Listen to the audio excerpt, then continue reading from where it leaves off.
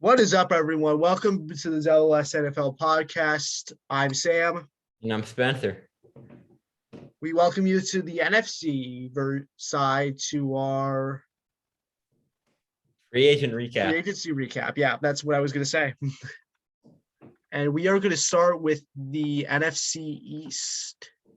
And while Sam shares the screen, I'm gonna share my thoughts on one quick thing. It's not related to this, but it's around the Trayvon Walker hype. I just don't really see it.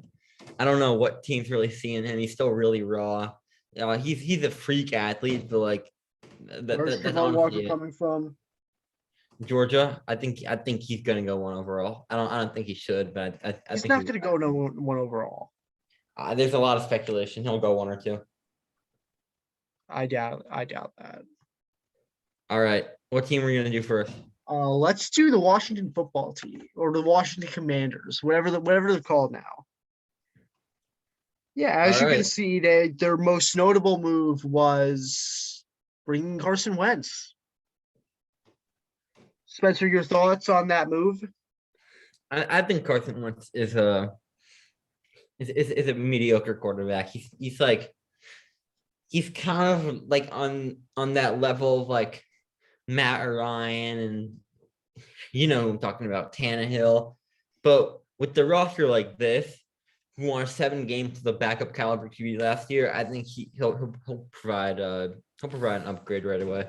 Like I don't think he'll be special or anything. Like I'm not expecting a huge year, but I don't think he'll be like as bad as he was in 2020 and like probably a repeat of 2021 with like less bad plays. Just not like his old self though. I like Andrew Norwell addition, and I like them moving off of Brandon Sheriff. He was really injury prone, and I think it was time to move off.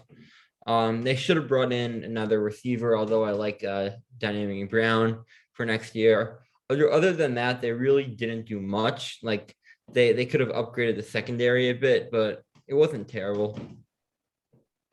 Honestly, it was a mid-off season. I'll give it a C+. I'll give it a C+ as well. Next up, I want to go to the New York Giants. The New York Giants didn't really do much. All they really did was restructure guys and cut people. Their main moves was getting Tyrod Taylor, getting Mark Lewinsky from Indianapolis. Feliciano from Buffalo, yes. They let go of Evan Ingram, which makes a lot of Giants fans, including myself, happy. and the Evan Ingram is not a very good player. He's not. And the Jaguars are going to be very disappointed when they find out what he can actually do. I want to say one thing.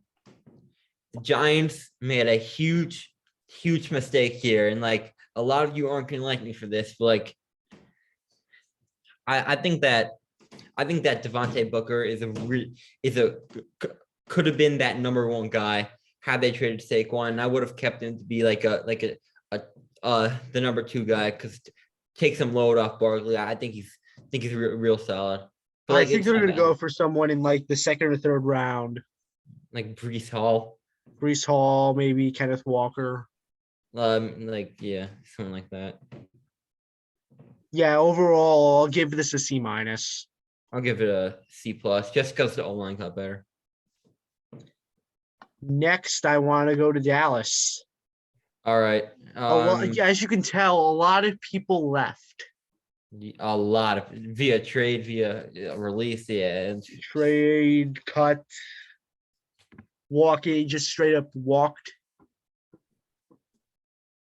They did get DeMarcus Lawrence back. They lost Randy Gregory. They did lose Randy Gregory. They were going to re-sign him. And then in the last minute. And then Jerry chose to be a smartass and choose to change up the contract. It pissed him off, and then he went to fucking Denver. But they lost a lot more than the Cowboys gained. They lost their kicker. They lost Cedric Wilson, who I thought was pretty decent. Yeah, he was a very solid 3 or 4. And they trade Amari Cooper for But they signed Michael Gallup to that. that's just a head scratching move, and like it's for obvious reasons. But Isn't like Michael Gallup coming off a torn ACL? I think so, yeah. And he's not more than a number 2 receiver. He's not going to give you that high end production that Cooper did. Overall, their next biggest move was Bringing back Javon Curse. they did bring in Dante Fowler. He's bad. He's a bad player at this It's not point. that bad. He had a really good year a couple years ago in LA. LA, but I think he was more a product of that defense and Aaron Donald than he actually was himself a good player. But under Dan Quinn, I could see him driving his career a bit. Overall, like this offseason, a D+. It's just they lost too much for them to be considered contenders at this point. And they're in a weak division, so they're still probably the best team in that division. But I wouldn't be shocked if they fall off next year a good bit. All right, last up in the NFC East, the Philadelphia Eagles. They didn't really do much. They didn't really have to do much. Because they have 2 first-round picks now, but at the time they had 3 firsts. Yes, they traded one of them to New Orleans, and they also get another one next year. Mm-hmm. So the Eagles have 2 this year and 2 next year. So the biggest move of the offseason for the Philadelphia Eagles was bringing in Hassan Reddick. I think he's a very talented pass rusher, and like that pass rush last year was not good at all, and I think it's going to be very solid this year, especially if they add another guy in the draft. Yes. I give the offseason a B. Zach Pascal's a decent He's a signing decent at number that cap 3. hit. He's an upgrade over Jalen Reagor, obviously, but like he's nothing special. Yeah. Did they cut get him Jalen really- Reagor? No, not yet. Not yet. They're looking to trade him. I don't know what they could get. I don't know what they could get for maybe a 7th round pick. Wet napkin. I don't know. Now I want to go to the NFC South. Who should we start with here? Carolina. Carolina. Start with Panthers. Yeah. A Well, whole bunch of re-signings. they added a couple pieces to the O-line, which I like. It was probably the worst unit in football last year. They did add the best punter in football. I like the addition of Corbett. Rashard Higgins' move didn't make much sense to me because they should continue developing and playing Terrence Marshall Jr. a bit more. Like they barely played him at all last season. They didn't bring back Gilmore. It doesn't seem likely they're going to. They lost Hassan Reddick. This team's gonna be bad. Yeah, they're gonna be bad. But I feel bad for DJ Moore. Like he's stuck with that quarterback play for the next, I think it's 3 years. Unless they get someone in the draft. It'll take a year or 2 for them to develop, especially if it's a project quarterback like Willis. I give it a C. C-. Next, let's go to Atlanta. A couple things here. Yeah, Jermaine and Freddie, terrible tackle. Don't know. Marcus Mariota could be interesting. I could see him being a solid quarterback, but I could also see him completely flopping. The thing with Mariota is he's not a good passer at all. He's fairly inaccurate. He holds onto the ball for too long, as we even saw in that Thursday night game last year for a bit. But his running ability is something they haven't had ever since Michael Vick left them. And I think Mariota gives the offense some more upside, but it also lowers their floor. Honestly, I feel like their biggest and best move was re-signing Jake Matthews. I thought their best move was probably was re-signing Cordell Patterson. Him and Kyle. Oh, that flew under the radar to me. him and Kyle Pitts are, I'd say, the only two above average players on that whole offense this year, and I think they're both going to have huge roles. Jake Matthews is good on the offensive line. Oh yeah, I forgot about Matthews. They did extend him, and I think that this is a new Falcon era, especially with the Matt Ryan trade to Indianapolis. Calvin Ridley's out the whole year due to his suspension. Their wide receiver core right now is really, really rough. They lost Hayden Hurst. He went to Cincinnati.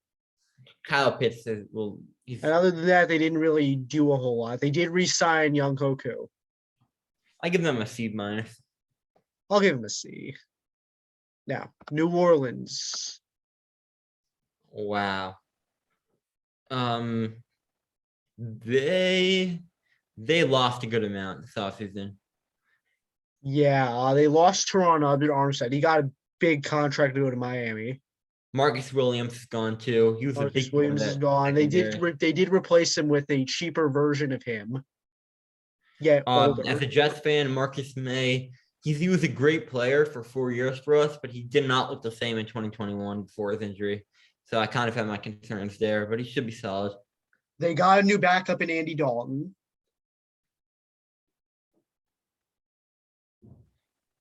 And they kept Jameis. They did keep Jameis. The contract is pretty steep. I think it's especially fine. Since he's coming off whatever injury he had. I think 14 years is just fine for Jameis. Other than that, they didn't really do a whole lot. They really couldn't afford to.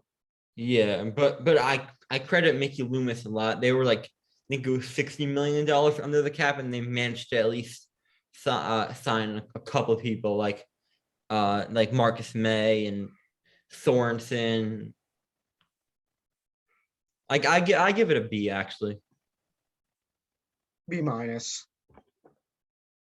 All right. Last but not least in the NFC South, the Tampa Bay Buccaneers.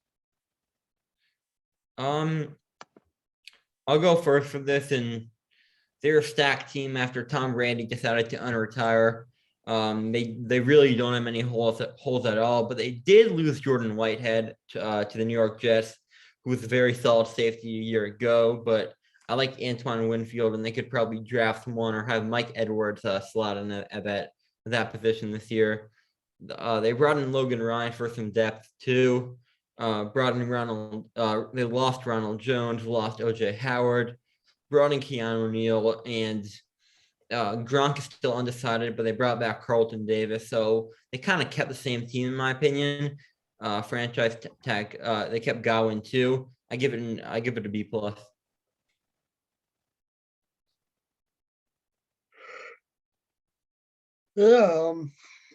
Not a bad offseason considering the circumstances, and they get Tom Brady back. Yeah, that's huge. It is very huge. I think Tampa is once again the team to beat in the NFC. Or one of the teams to beat one of the best teams in football. We'll get to the main team to be in a little bit. Now let's go to the NFC North. Let's start with Detroit. Detroit's in an interesting spot, in my opinion, because they're still a year or two from contending, but I think they're really on the right track, and I like what Brad Holmes is doing a lot. He didn't overpay for anyone. They didn't really lose anyone either. So now the receiver core last year was awful in the beginning of the year before Amon-Ra really start to break out. Now they have Amon-Ra and DJ Chark, and they have the 32nd pick in the draft, so they could probably add a number 3 guy there, say Christian Watson, Jahan Dotson, Sky Moore, someone like that. And that's a solid receiving core, along with TJ Hawkinson, DeAndre Swift, and a very solid O-line when healthy. Goff can get the job done with that offense. The defense still has some holes, but I think this team is trending in the right direction. I like bringing Khalif Raymond back. Him and Goff had a good connection. Gerard Davis, it did not make sense to bring him back after how horrendous he was in New York last year and how bad he was with Detroit. But At the end of the day, it was not for much money at all, so it's fine. And releasing Trey Flowers was a big but expected move. B plus. Yeah, I'll give him a B plus. Next up, Chicago. All right. I'm gonna be handing out my first F of the offseason here. And we'll be talking about this more like later in the offseason, but I think Chicago is the worst team in the NFC right now. They lost Worse than Carolina? Yeah, they lost Khalil Mack to the Chargers, and they did not get very much in return at all. I thought they could have gotten the Chargers first, but didn't happen. They lost Robinson, even though we didn't really want to be there anymore. They're probably going to lose Akeem Hicks. They brought in Byron Pringle. He's there right now, and Mooney. He's a good 2, but he hasn't really established himself as a true number 1 yet. The O-line is still really bad. Fields' life is going to be rough this season, and I mean rough. That's why I give it an F. What do you think? Honestly, this was the worst off season that you could have. I'm gonna go D. I'm gonna go D. You have a young quarterback that showed flashes, but And was you're pretty not bad. really doing anything to help him out. I think the offense got worse, if anything. Next up, Green Bay. Well, Sam, take the floor on this one. You got Aaron Rodgers back. What did it cost? Devontae We'll tell Adams. you. Best Za'Darius receiver in Smith, football. Devontae Adams, Billy Turner. They did get Javondre Campbell back. They re-signed Rasul Douglas as well. They got Preston Smith back. And overall, not much else coming in. You lost pretty much all your receivers. Valdez Scantling's gone. St. Brown's gone. You got Lazard back, but he's nothing more than a 4, in my opinion. what else is coming in here?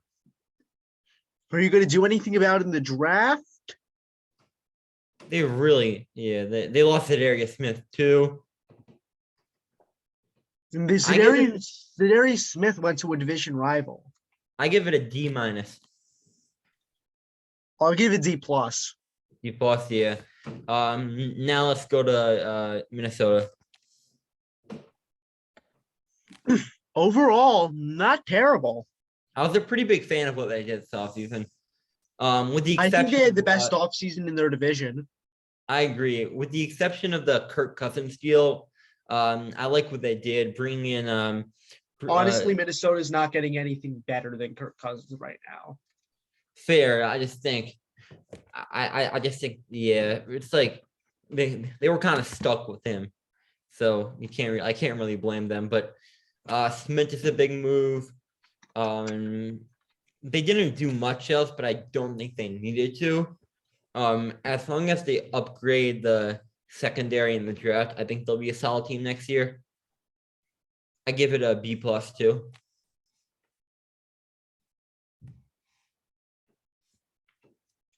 I'll give it a B plus. And now to the former best division in football, the NFC West. We'll start with Arizona. Let's start with Arizona. Honestly, this offseason was mid. They lost Chandler Jones, and they didn't really get anything to really make themselves better. I don't know how you replace Chandler Jones unless you're doing something in the draft. And overall, they were just re-signed people. Yeah, Steve Keim has not been a good GM from the Rosen pick, the Collins pick, the Simmons pick. It has not been a good stint for him. And Collins played 1 year. Relax. What?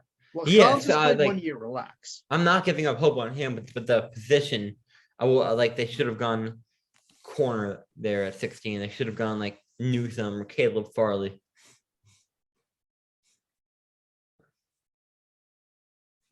I give this free agency a D plus to a C minus. I'll give it a C minus. Next up, we're gonna go to San Francisco. So as many know, the Niners, they still have this QB issue. Like Shanahan and Lynch won't trade Jimmy G. I don't know why, but well, they can't find a trade partner, which is kind of Honestly, a lot of their big names were free agents. The only main piece of value they lost was Laken taken. Tomlinson. DJ Jones was a really good run stopper last year, and He I was. He got paid like that as well. 10 million a year, yeah, in Denver. But they didn't do much else. They didn't lose much else. I'll give it a C, which is kind of average overall, but it really all hints on whether or not they keep or trade Jimmy G. And I think they should trade him.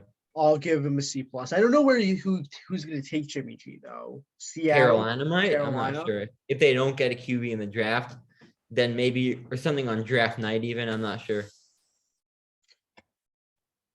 Next, Seattle. Completely rebuilding right now. Yeah, they're rebuilding. They released Bobby Wagner, who's the division rival now. Russ, as we know, was traded. Everett is gone. They kept Quandre Diggs, who's one of the most underrated safeties in the entire NFL, and in my opinion, close to being the best safety on that team. Artie their Burns, big move to go all in the 2020 offseason kind of flopped. Yeah, as a Jets fan, I'm really pumped about that. But if you're a Seahawks fan, my condolences go out to you. Seattle still has a good pick to work with this year because of the Russell Wilson trade, but what do you do at quarterback? They're in a really weird spot. They'll probably draft someone or maybe trade up. They could trade up for someone, but I think Malik Willis could fall to them, and he'd be a solid pick at 9. All right. Last but not least, tonight we got the Los Angeles Rams. So cap space for the Rams, I guess, doesn't exist. They brought in Bobby Wagner, the salary cap's only a suggestion. Bobby Wagner, who I actually think was an overrated signing, but it's not a bad move. I think I was watching some tape on him, and he's starting to decline rapidly. Like he's missing tackles like left and right now. Like maybe he was just an outlier year last year, but I'm not optimistic about him becoming this superstar player again in 2022. But the linebacker core in LA was weak, and the Rams defense should benefit from having Wagner next year. So what do you give their offseason? A B. I'll give them a B too. All right. That does it today. That'll see you guys next week for our next mock draft, and we'll have one more before the draft. Yeah, one more after this next one. Yeah, before the draft. Have a good one, guys. Have a good one.